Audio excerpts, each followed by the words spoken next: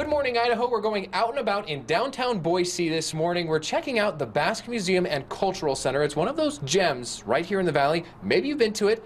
Maybe you haven't, but that's why we're here this morning, to kind of highlight what goes on here. We're talking with Patty Miller this morning, who is here at the museum. And it makes you wonder, Boise, Idaho, the Basque country over in Europe. Tell us a little bit about why that tie even exists. It's kind of interesting. Our country is a country of immigrants. The Basque started arriving in this area in Boise City around 1891 are the first names we see in the city directories.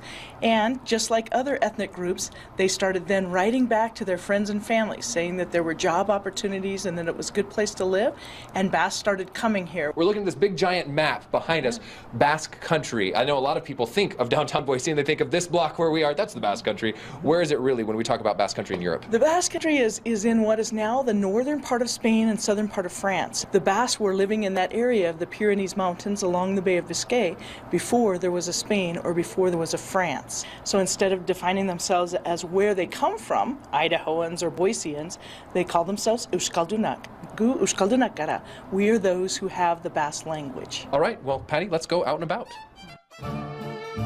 Oftentimes, Boise is referred to as this area as the 8th province. Some first came here and found jobs herding sheep. When they get up into the country where it's too rough, they switch to tents like this. Watch your head.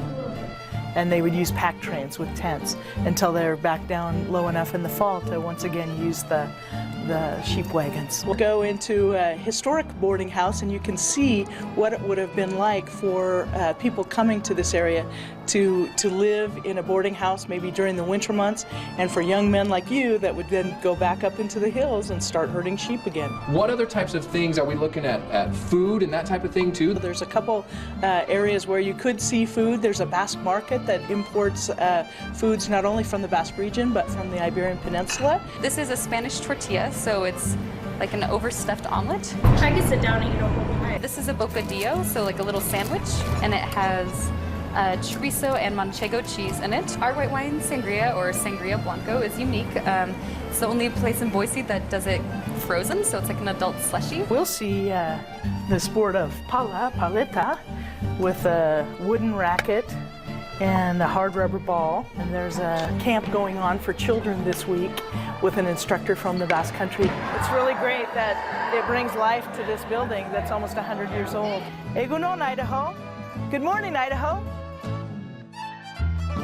Love walking just down the street there. I had no idea how many places all have that Basque connection on that one. No wonder they call it the Basque block, right? Yeah.